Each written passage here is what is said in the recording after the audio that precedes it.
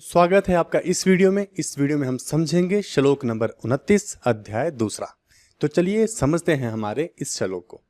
भगवान श्री कृष्ण अर्जुन को उपदेश देते हुए कहते हैं, आश्चर्यवत् पश्यति कश्चिद् एनम् आश्चर्यवद्वदति तथैव चान्यः आश्चर्यवच्चैनमन्यः शृणोति हि श्रुत्वाप्येनं वेद न चैव कश्चित्। तो बड़ा ही महत्वपूर्ण है यह श्लोक। अब हम इस श्लोक के जो पद हैं उनके हिंदी में अर्थों को पहले समझ लेते हैं। तो सबसे पहले है आश्चर्यवत् पश्यति, इसका अर्थ हुआ आश्चर्य से देखना। आगे है कश्चिद् एनम् आश्चर्यवद्वदति, इसका अर्थ हुआ कि कोई आश्चर्य से वर्णन करता है।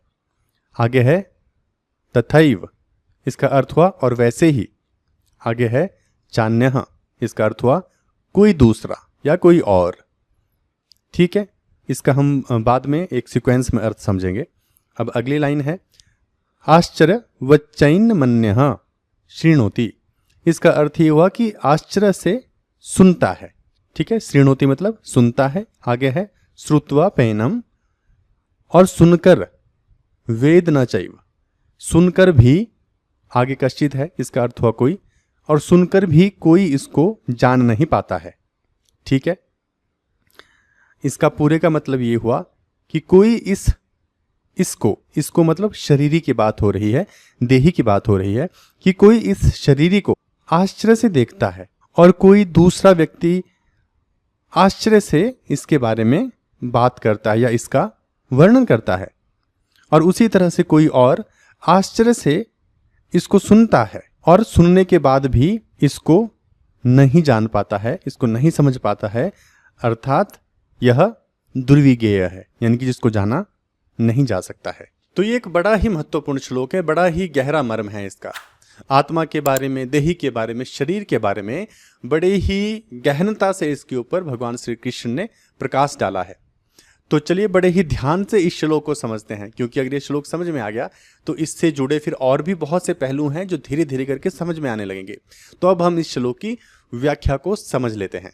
तो इसका जो पहला पद है आश्चर्यवत् पश्यति, अब हम इसको पहले समझते हैं। तो यहां पर कहा गया है कि आश्चर्य से देखना, यानी कि कोई इस देही को आश्चर्य से देखता है। तो अब हमें यहाँ पर जो टर्म्स हैं, जो शब्द हैं, उनको भी समझना पड़ेगा, क्योंकि जब हम ऐसे धार्मिक ग्रंथों की तरफ जाते हैं तो उनके जो शब्द हैं वो उस तरह से इस्तेमाल नहीं होते जिस तरह से हम यहाँ इस्तेमाल करते हैं। वहाँ पर फ़र्क है, यानी कि हमें पहले ठीक से उस जो डिक्शनरी है उनकी, उसको समझना होता है, तभी हमें समझ में आता है कि ये जो श्लोक है इसका अर्थ क्या है। अगर हम हमारी डिक्शनरी के हिसाब से अर्थ करने लगेंगे तो फिर अर्थ का अनर्थ ही हो जाएगा और फिर सारा मामला गड़बड़ हो जाता है। तो यहाँ पर कहा गया है देखना, पश्यति शब्द का इस्तेमाल हुआ कि आश्चर्य से कोई देखता है। तो यहाँ पर देखने का अर्थ आंखों से देखना नहीं है। ठीक है, क्योंकि यहाँ पर किसको देखने की बात हो रही है, यहाँ पर शरीरी को देखने की बात हो रही है, कि कोई उस शरीरी को आश्चर्य से देखता है।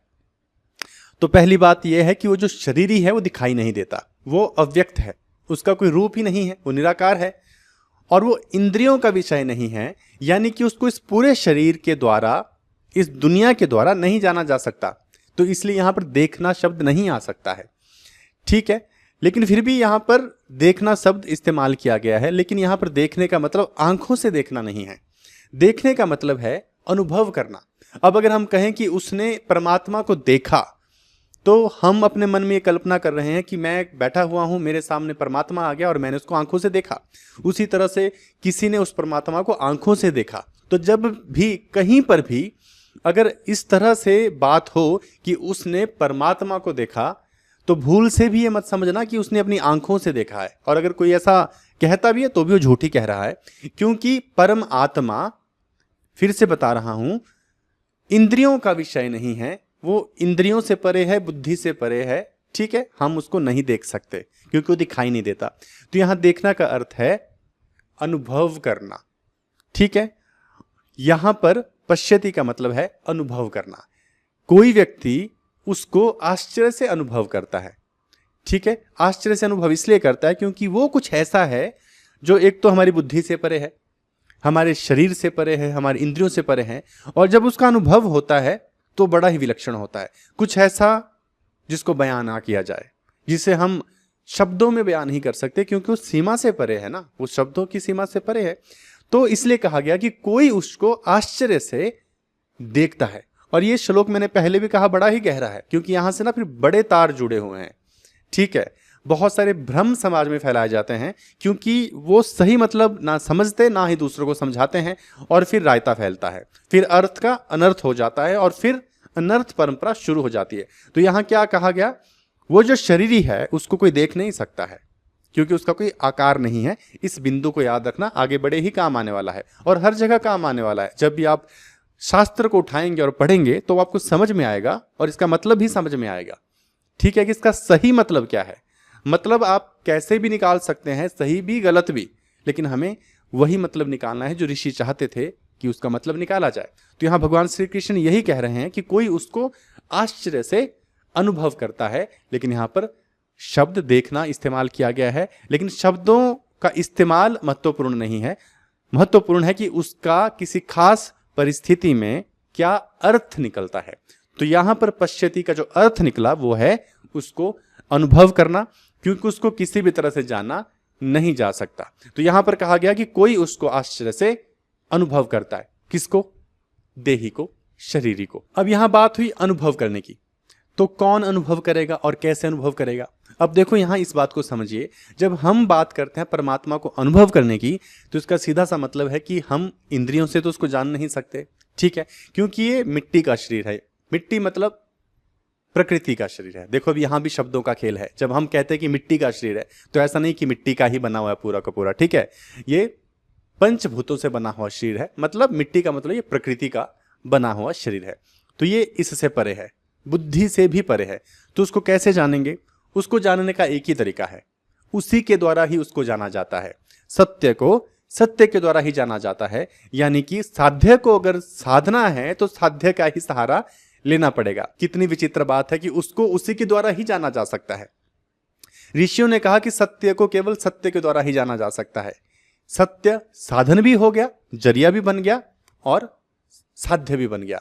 तो दोनों ही सत्य बन जाता है। उसके बगैर हम उसको पूर्ण रूप से नहीं जान सकते। ये दुनिया एक सहारा बनती है, ये भी एक साधन बनती है, लेकिन अंत में फिर उस सत्य की ही कृपा की आवश्यकता होती है उसको जानने के लिए। जो सत्य है उसको प्रमाणित करने की आवश्यकता नहीं होती है। जैसे हम हैं, अब मैं ये कहता हूं कि मैं हूं, तो इसके लिए किसी प्रमाण की आवश्यकता नहीं है। मैं अनुभव कर रहा हूं कि मैं हूं। तो उसी प्रकार वो सत्य है, जब उसको कोई अनुभव करता है तो उसके लिए कुछ करना नहीं पड़ता, वो बस हो जाता है, क्योंकि उसका सदा ही भाव है, वो सदा ही है। बस बात इतनी सी है कि अभी हमने काला चश्मा लगा के रखा है। ठीक है, इसलिए हमें सब काला नजर आ रहा है। जैसे ही चश्मा उतर गया तो पहले से ही प्रकाश है, यानी कि सूर्य का प्रकाश चारों तरफ बिखरा हुआ है, लेकिन अज्ञान का जो चश्मा है, जो काले रंग का या किसी भी रंग का लगा रखा है, उसकी वजह से हमें सब कुछ वैसा ही दिखाई दे रहा है।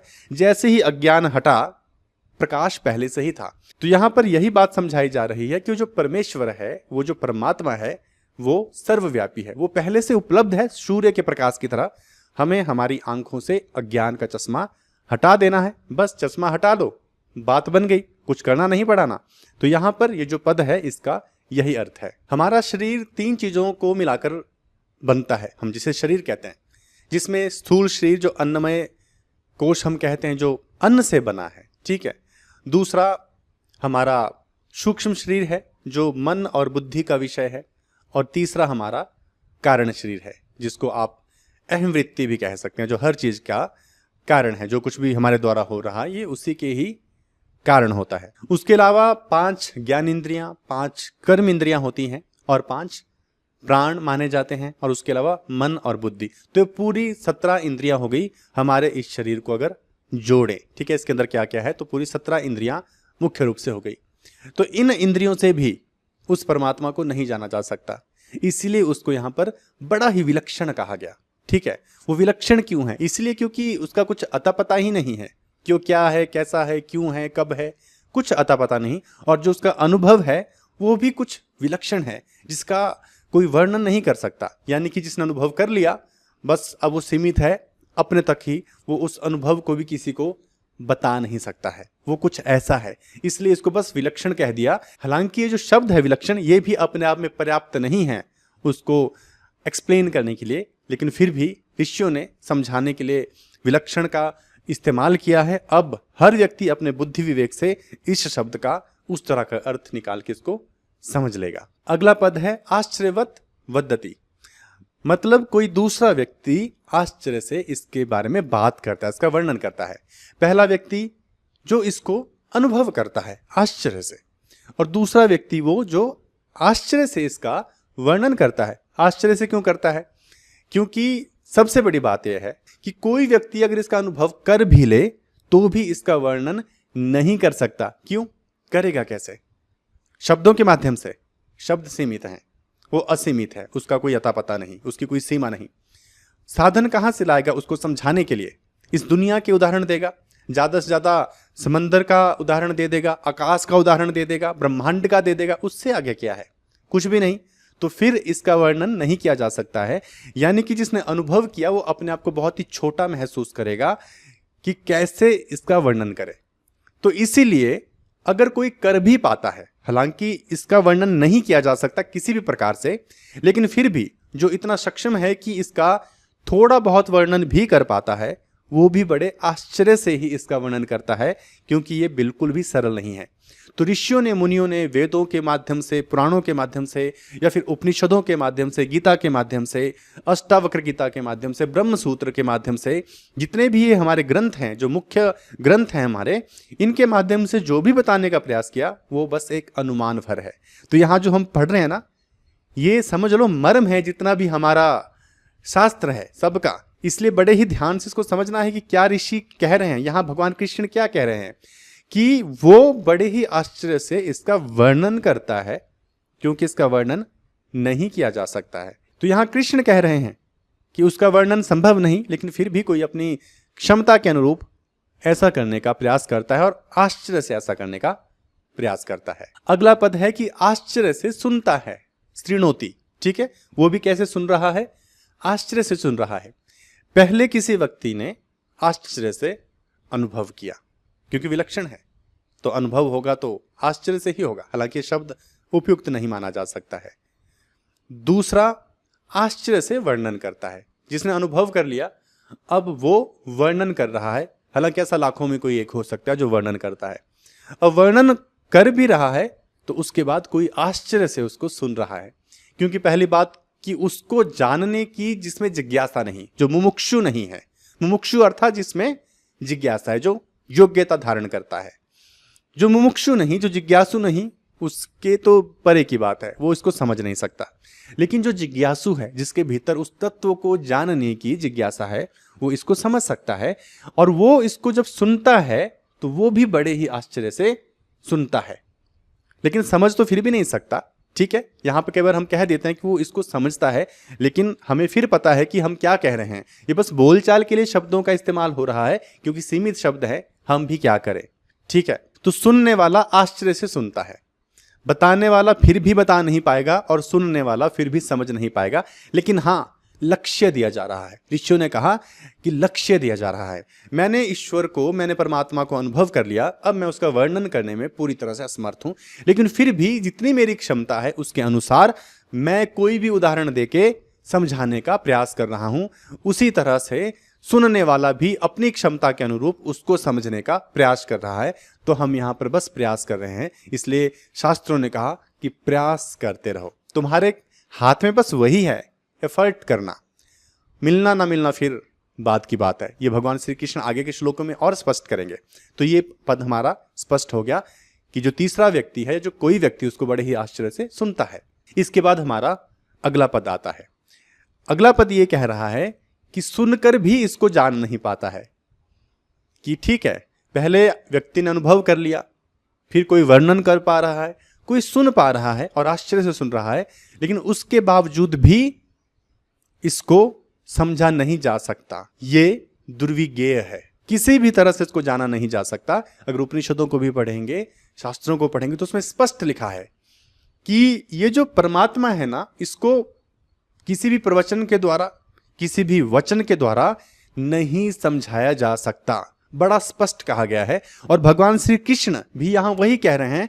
मैं फिर कह दूं, भगवत गीता कुछ नहीं है, उपनिषद स्वरूप है। जो उपनिषद कहते हैं उसका पूरा निचोड़ बस एक गीता में आपको मिल जाता है। जिसने गीता को पी लिया, इसको उतार लिया अपने मन में, उसको फिर कुछ और नहीं पढ़ना पड़ता है, वो अपने आप में ही पर्याप्त है, क्योंकि जो संपूर्ण ज्ञान था भगवान कृष्ण ने दे दिया गीता के माध्यम से। तो अगर आप उपनिषदों को भी पढ़ेंगे और गीता को पढ़ेंगे तो आपको कोई फर्क ना लगेगा। इसीलिए गीता को श्रेष्ठ भी माना जाता है, क्योंकि आम आदमी के लिए भी उपयुक्त हो जाता है। जबकि उपनिषद को आम आदमी नहीं पढ़ सकता, उसके लिए फिर आपको एक गुरु की आवश्यकता होती है, जिसके पास बैठकर आप उसको समझें, उसका सही अर्थ समझें, अर्थ का अनर्थ ना कर बैठें। इसलिए कोई योग्य गुरु जिसने खुद भी अनुभव किया हो, आत्म अनुभव किया हो, वो आपको समझा सकता है। अब बड़ी ही महत्वपूर्ण बात यह है, जैसा इस श्लोक का जो सार निकलता है कि उसको कोई जान नहीं सकता है। इसलिए जितने भी ऋषि मुनि हुए जो आत्म अनुभवी थे, जिन्होंने आत्म साक्षात्कार किया था, उनके पास बहुत सारे शिष्य थे, लेकिन ऐसा देखने में नहीं आता कि सारे के सारे आत्मज्ञानी बन गए। सुन के ज्ञान प्राप्त नहीं होता। ये अपने ऊपर निर्भर करता है कि आपकी जिज्ञासा कितनी है, आपका सामने जो गुरु हैं उन पर कितना विश्वास है, और आप अपनी बुद्धि का कितना प्रयोग वहां पर करते हैं, कितना तर्क का इस्तेमाल करते हैं, कितना विवेक आपके भीतर है और कितनी लगन आपके भीतर है उस तत्व को जानने की। ठीक है, तो देखिए यहां पर बड़ा ही स्पष्ट कहा जा रहा है कि कोई भी गुरु आपको उस ईश्वर तक नहीं ले जा सकता, वो आपको परमात्मा को उपलब्ध नहीं करा सकता है। अगर कोई कहता है कि मैं तुम्हें परमात्मा दिला दूंगा तो सबसे बड़ा झूठ है। अब ये फायदा होता है जब आप गीता पढ़ते हैं या उपनिषदों को पढ़ते हैं, तो बहुत सारा झूठ तो यहीं कट जाता है। अगर कोई दावा भी कर रहा है ना कि बस परमात्मा तो मेरी ही वजह से मिलने वाला है, तो सबसे बड़ा झूठ है। ऐसा इतिहास में देखने को नहीं मिला। जिसको परमात्मा मिला वो अलग था, उसकी जो आग थी उसको जानने की ईश्वर को, वो बड़ी ही अलग थी। तो उसके ऊपर बहुत ही निर्भर करता है। गुरु मार्ग दिखाएगा, सबको दिखाएगा, लेकिन चलना उस पर स्वयं को ही पड़ता है। और कोई ये दावा कर रहा है बस मेरे बिना तेरा कुछ होने वाला नहीं है, वो सबसे बड़ा झूठ है। तो ये भी यहां पर स्पष्ट हो गया है। गीता को इसलिए भी थोड़ा श्रेष्ठ माना जाता है क्योंकि इसका कारण है, अगर आप दूसरे उपनिषदों को पढ़ते हैं तो वहां जो शब्दकोश है वो बड़ा ही टिपिकल यूज होता है। जैसे वहां पर ब्रह्म की बात होगी, ऐसे शब्द इस्तेमाल किए जाएंगे, प्रकृति पुरुष इस्तेमाल किया जाएगा, ब्रह्म जीव, ऐसे ऐसे शब्दों का इस्तेमाल किया जाता है। उसका कारण ये भी है कि आदमी बहुत ही ज्यादा ज्ञानी वहां से बन जाता है। लेकिन उनको पढ़ के कोई ज्ञानी बन सकता है, लेकिन जरूरी नहीं है कि वो आत्मज्ञानी भी हो जाए, क्योंकि उसके लिए अनुभव की आवश्यकता होती है। लेकिन उसके विपरीत गीता एक आम आदमी के लिए बनाई गई, वो ज्ञानियों के लिए नहीं है। जैसे उपनिषद पढ़ने के लिए कुछ तो योग्यता पहले होनी चाहिए, लेकिन गीता ऐसी नहीं है, उसको एक आम व्यक्ति भी पढ़ सकता है। और गीता का उद्देश्य आपको मात्र ज्ञानी बनाना नहीं है, गीता का उद्देश्य है आपको अनुभव कराना। उदाहरण के लिए कि चाय है, एक व्यक्ति चाय के ऊपर बहुत सारी किताबें लिख चुका है, पीएचडी कर चुका है कि चाय का स्वाद कैसा होता है, लेकिन सच्चाई ये है कि उस व्यक्ति ने चाय की चुस्की भी जीवन में कभी ली नहीं है। और एक ऐसा व्यक्ति है जो पढ़ा लिखा नहीं है, ठीक है, जो लिख भी नहीं सकता, पढ़ भी नहीं सकता, ना उसने पीएचडी करी चाय के ऊपर, लेकिन उसने चाय की एक चुस्की जरूर ली है। तो अब बताइए किसके पास है सच्चा ज्ञान? अनुभव ही सच्चा ज्ञान है, सच्चा अनुभव सच्चा ज्ञान है। तो जिसने चाय की एक चुस्की ली उसके पास सच्चा अनुभव है, उसके पास सच्चा ज्ञान है। दूसरी तरफ शाब्दिक ज्ञान वाला है।